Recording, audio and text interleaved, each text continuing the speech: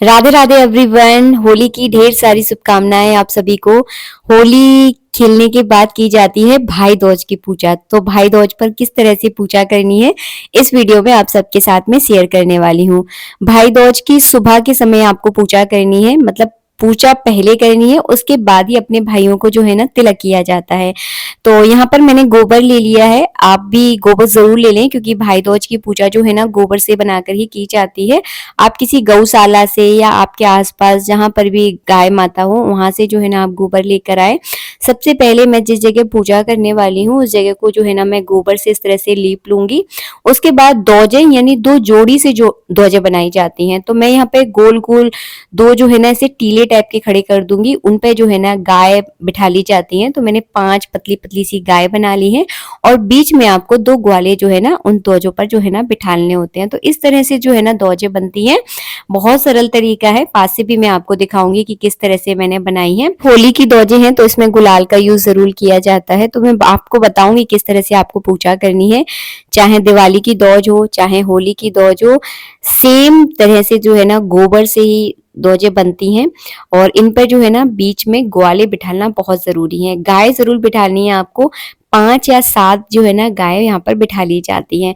तो सुबह के समय आपको इस तरह से ध्वजें बना लेनी है। अब मैं आपको बताने वाली हूँ बनानी कहाँ पर है। जिस जगह आपने होली जलाई है उसी जगह आपको ध्वजें बनानी है।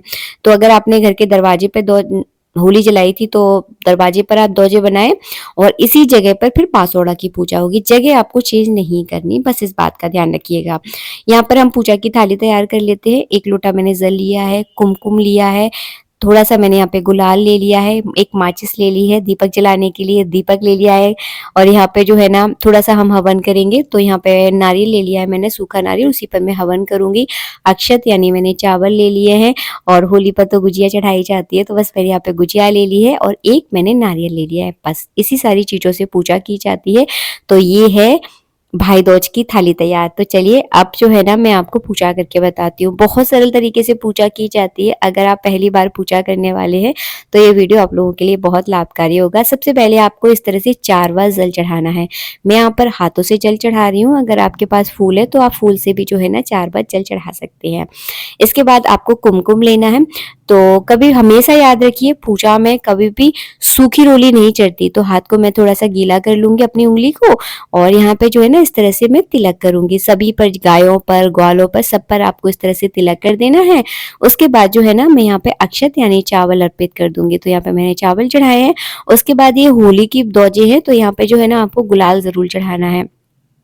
गुलाबी, हरा, पीला, नीला, जो भी आपके पास गुलाल है तो खूब सारा जो है ना इस तरह से आप गुलाल जो है ना अर्पित कर दें।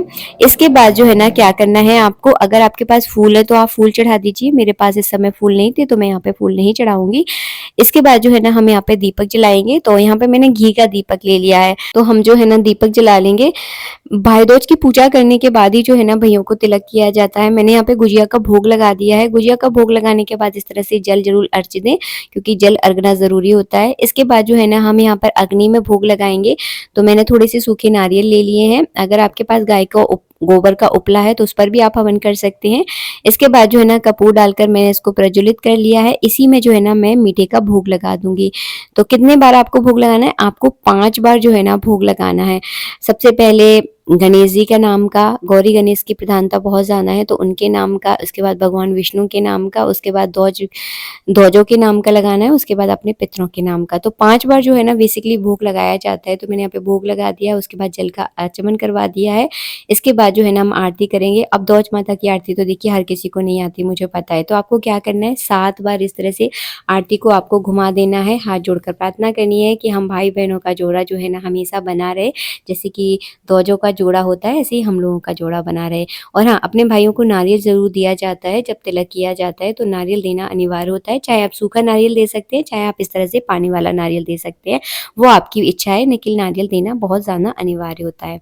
इसके बाद जो हमने गोबर की ध्वजें बनाई है इसका क्या किया जाता है, तो नेक्स्ट डे मतलब आज ध्वज है, ध्वज का पूजन करें, उसके दूसरे दिन जो है ना ये ध्वजें आप हटा दें और इन ध्वजों के जो है ना छोटे-छोटे से आप उपले बना लें, जो आप हवन में काम कर सकते हैं, जो कि हवन में यूज़ किए जाते हैं ना, तो उसमें यूज़ कर सकते हैं। और इन्हीं ध्वजों के स्थान पर ही जो है ना बासोड़ा की पूजा होगी। स्थान चेंज नहीं किया जाता है, जहाँ होली जलती है वहीं पर ध्वज की पूजा होती है और वहीं पर बासोड़ा की पूजा होती है।